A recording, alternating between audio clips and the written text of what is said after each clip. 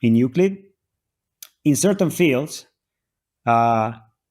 users need to edit a large text content, make use of the format and style capabilities of Euclid, or edit tables, for example.